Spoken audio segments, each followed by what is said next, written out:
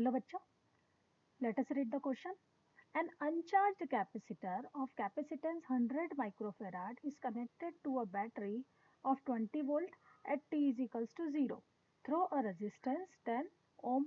Then time at which the rate has this maximum value.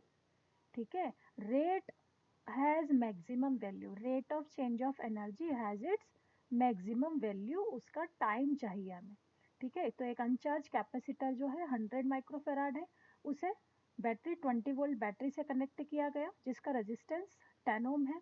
तो जब rate of change of energy maximum होती है तो वो किस टाइम पे होती है, तो टाइम पूछा है हमसे. तो यहाँ की कॉन्सेप्ट डेवलप कर लेते हैं. हमें पता होना चाहिए कि rate of change of energy या एनर्जी का क्या फॉर्मूला है. सो एनर्जी का फॉर्मूला है half Q square by C. ठीक है, so rate of change of energy क्या होगी, rate of change of energy हो जाएगी D U by D T is equals to half Q square का डेरिवेटिव 2q और q का derivative D Q by D T. ठीक है, so rate of change of energy हमारा हो जाता है q by C into D Q by D T. ठीक है, अब वो बोल रहे हैं जो ये वैल्यू मैक्सिमम कब होगी, तो कोई वैल्यू मैक्सिमम है ना, रेट ऑफ चेंज कब मैक्सिमम होने के लिए उसका सेकंड डेरिवेटिव टेस्ट किस पर मैक्सिमम, उसकी मैक्सिमम वैल्यू फाइंड करने के लिए हम ये कहेंगे D U by D T will be maximum when second derivative या derivative of D U by D T is equals to 0. ठीक है, so rate of change of energy जो है वो मैक्सिमम तब होगा जब उसका डेरिवेटिव किसका, D U by D T का डेरिवेटिव 0 हो, है ना. यही तीन चीजें हमें ध्यान रखना है. यहाँ पर देखिए हमें पता है कि रेट ऑफ चार्ज या growth of charge in the capacitor, जैसे ये सर्किट में कनेक्ट होंगे तो चार्ज किस हिसाब से, किस रेशो से बढ़ते हैं. So charge can be written like q is equals to q zero 1 minus E to the power minus T by R C. ठीक है, जहाँ q जीरो क्या है, q जीरो इनिशियल चार्ज है. ठीक है, ये इनिशियल चार्ज की वैल्यू कैसे निकलेगी, c into V 1 minus E to the power minus T by R C. ये हो गई q की वैल्यू. अगर q ये है so we can easily find dq by dt means derivative of q with respect to time. So cv will be constant, 1 का derivative 0 minus e to the power x का derivative e to the power x होता है, लेकिन यहाँ x का function है t का, है ना, minus T by R C का डेरिवेटिव हो जाएगा minus 1 by R C into E to the power t by R C. चलिए माइनस माइनस प्लस हो जाएगा, ये कैंसिल कर देते हैं. ठीक है, तो डेरिवेटिव हो गया हमारा D Q by D T C V in by R C into E to the power minus T by R C.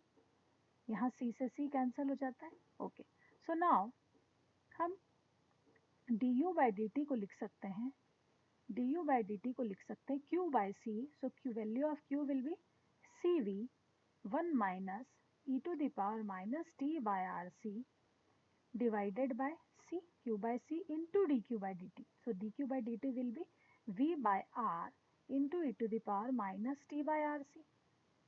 ठीक है, c से c will cancel. Now we will have v square by r into 1 minus e to the power minus t by rc multiplied by e to the power minus t by rc. Okay, तो अब D U by D T को अगर maximum value हमें चाहिए तो हमारे लिए इसका डेरिवेटिव, इस टर्म का डेरिवेटिव की वैल्यू क्या होनी चाहिए, 0 होना चाहिए, है ना. So we will write D U by D T will be maximum for derivative of D U by D T is equals to 0. तो चलिए एक और बार डेरिवेटिव कर देते हैं हम इसका. सो देखिए वी स्क्वायर बाय आर तो कांस्टेंट है. ठीक है, और यहाँ पर है ना, हम इसको ब्रैकेट को ओपन भी करते हैं और डेरिवेटिव भी फाइंड करते हैं. तो e to the power minus T by R C multiply होगा 1 से. ठीक है, सो इसका डेरिवेटिव हो जाएगा minus 1 by R C into E to the power minus T by R C. ठीक है, माइनस यहाँ पे देखेंगे कि e to the power minus t by rc multiply होगा e to the power minus t by rc, so this will become e to the power minus 2 by rc, है ना, square हो जाएगा। तो इसका अगर डेरिवेटिव करते हैं तो this will become minus 2 by rc into e to the power minus t by rc। ये एक बार डेरिवेटिव जिसकी वैल्यू क्या होनी चाहिए हमें, 0 के इक्वल। ओके, तो चलिए सॉल्व करते हैं। 1 बाय आर सी मुझे दिख रहा है कॉमन लेने को, तो कॉमन ले लेते हैं। देखिए हम लिखेंगे D square by U by D T square is equals to, ये हो जाएगा हमारा V square by R square C. 1 by R C common ले रहे हैं, so V square by R square C inside the bracket what will left, e to the power minus t rc, e to the power minus t by rc, है ना, और minus भी common ले लेते हैं, तो यह वापस से माइनस हो जाएगा e to the power minus 2t by R C. चलिए राइट हैंड साइड को ज़ीरो कर दें तो ये पूरी टर्म राइट हैंड साइड में जाके ज़ीरो हो जाएगी, left over only minus e to the power R C minus e to the power minus 2t by R C. ठीक है, अब अगर हम देखें कि ये मैक्सिमम कब होगा, है ना, so let's suppose e to the power minus T by R C is equals to X, तो कि जो इक्वेशन है वो हमारी सिंप्लीफाई हो जाए। So we can write X zero is equals to X minus X square. यहाँ हम कहें एक्स कॉमन ले, यहाँ पर हमारा माइनस 2 बाय आर सी था, ये मिस था हमारा, यहाँ पर मेरा क्या बचा 2। ठीक है, ये 2 कॉमन लिया था हमने, e to the power T by R C 2 e to the power, यहाँ हमारा बचा 2 e to the power minus 2t by R C. ठीक है, तो ये हो गई हमारी टर्म, इसको कंप्लीट कर लेते हैं। एक्स अगर हम कॉमन लें तो ये हो जाएगा 1 minus 2x is equals to 0। So हमारे पास दो केस डेवलप होंगे, either x is equals to 0 और x is equals to 1 by 2। इसे कंसीडर नहीं करेंगे, है ना, क्योंकि e to the power X T by R C 0 हो जाएगा। तो ये मैक्सिमम वैल्यू कब मिलेगी हमें, डी स्क्वायर। ठीक है, अब हमें मैक्सिमम वैल्यू क्या मिली है कि x की पावर कितनी मिली है 1 बाय 2, तो हम कह सकते हैं और e to the power minus T by R C is equals to 1 by 2।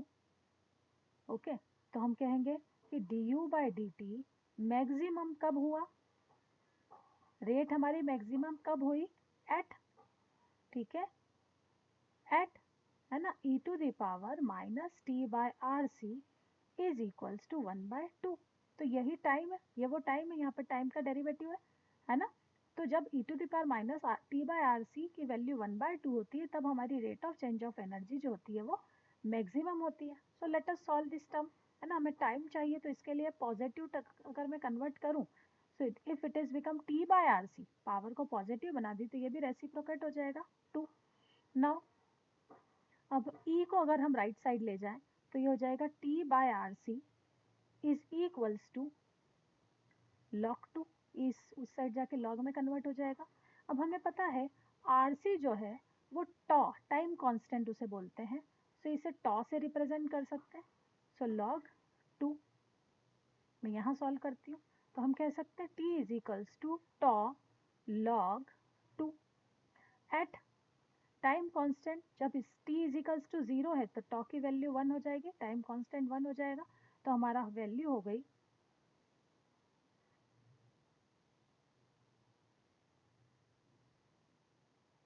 t is equals to log 2। So this is our final answer। t is किस टाइम पे, log 2 के टाइम पे जो हमारी वैल्यू होगी, है ना, क्योंकि यहाँ क्वेश्चन में क्या गिवन था at t is equals to 0। At t is equals to 0 जो हमारा टाइम कांस्टेंट है, किसी तरह से समझ लेते हैं, टाइम कांस्टेंट टॉ के इक्वल हो जाता है, तो हम कह सकते हैं कि t बाय टॉ जो होगा, ठीक है, वो क्या हो जाएगा 1। सो t इज इक्वल्स टू क्या हो गया log 2, और हमारा रिक्वायर्ड आंसर क्या है